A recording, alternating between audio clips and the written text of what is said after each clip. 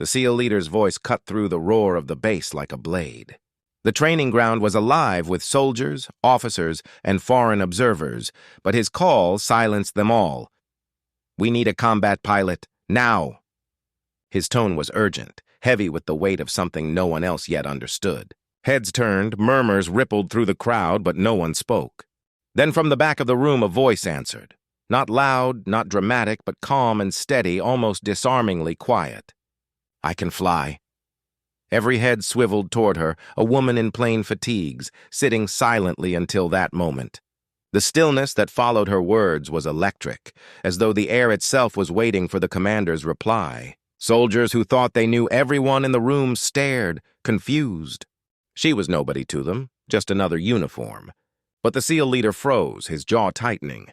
His eyes locked onto her, and in that instant, he understood more than anyone else. This wasn't just a claim. This was a truth that carried the weight of ghosts. The murmurs grew louder as disbelief spread. A few laughed nervously, thinking it must be a joke. Women served, yes, but combat pilots were a rare breed, and fewer still carried the kind of presence she now radiated. She didn't flinch under the scrutiny. Her gaze was steady, her posture calm, as though she had prepared for this moment all her life. The SEAL leader raised his hand, silencing the whispers. His eyes never left her face. "Stand," he ordered.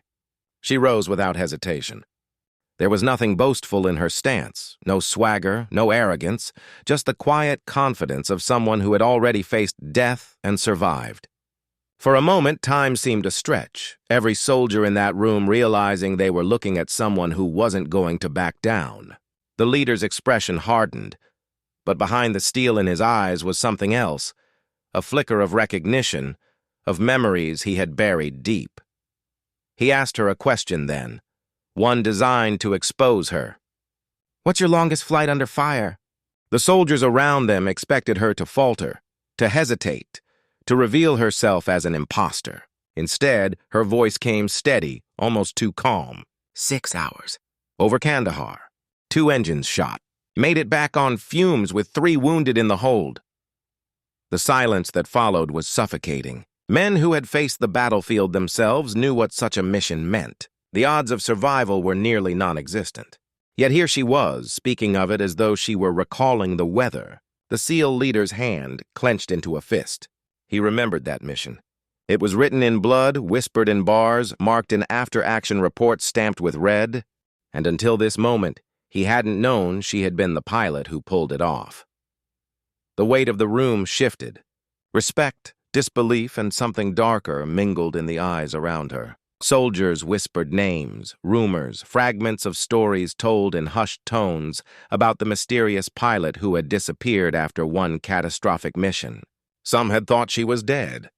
Others believed she had been buried in bureaucracy, her record sealed and her name erased. But now, standing before them, she was flesh and blood, proof that the legends had not been myths. The SEAL leader felt the ground of certainty slipping under his feet. Her presence reopened wounds that had never healed. He had lost men that night, men who had trusted him, and now the woman who had lived through it stood in front of him, demanding recognition without saying a word. He dismissed the others, calling only his closest officers to remain. The tent seemed to close in around them, the air charged with a tension that had nothing to do with rank and everything to do with memory. He leaned forward, his voice low. "Why now? Why reveal yourself now?" Her expression didn't change, but her eyes burned with something fierce, something that had survived fire and darkness. "Because you asked," she said, "and because they deserve to be remembered." The SEAL leader's throat tightened. He had expected anger, accusation, maybe even revenge. Instead, she spoke of the dead, of honor, of debts unpaid. It pierced him deeper than any rage could have. The silence that followed was unbearable, filled with ghosts pressing against the walls of the tent. She spoke then of details no outsider could know. Call signs spoken in desperation, men crying out as gunfire tore through the night, coordinates given with dying breaths. She remembered them all, carried them with her like shrapnel embedded in the soul. The officers shifted uneasily, each word a blade cutting through the illusions they had built to survive.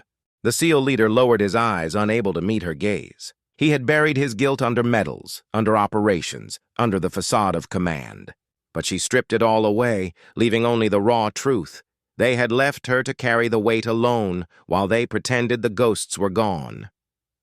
Her quiet reply in the crowd wasn't just about flying, it was about breaking silence.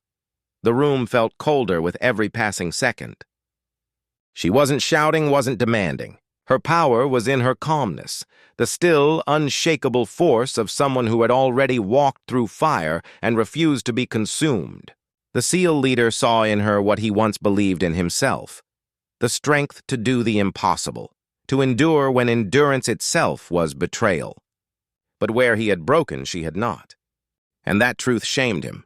Around them, the officers shifted uncomfortably, sensing the unspoken war of wills. She didn't have to prove herself. Her very existence was proof.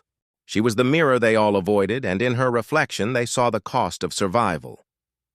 Finally, she turned toward the door. "You needed a combat pilot," she said softly. "Now you know you still have one." Her footsteps echoed like gunfire in the silence, each step carrying her farther away from the weight of their denial. No one dared stop her. Not because she outranked them, not because they feared her, but because they knew she had earned the right to walk out unchallenged. The SEAL leader stood motionless, his chest heavy with the realization that he had been given one last chance to face the truth, and he had failed to seize it. She left as she had arrived, calm, steady, carrying the ghosts with her. But now, everyone else carried them too. Outside, the world carried on. Helicopters roared, boots marched, orders barked. But inside that tent, silence reigned. The SEAL leader's men avoided his gaze, unwilling to confront what they had all witnessed. He lowered himself into his chair, his hands trembling. For the first time in years, he felt the weight of his failures, the cost of silence, and the haunting strength of one woman's quiet reply. The war wasn't over, not for her, not for him, not for the fallen whose names still echoed in the darkness. And as the night fell, he knew the truth. Some voices don't need to be loud to shake the world. Sometimes the quietest ones carry the heaviest weight. If this story gripped you, don't forget to like, share, comment, and subscribe to Armed Forces Stories for more dark, emotional, and powerful true-style military stories.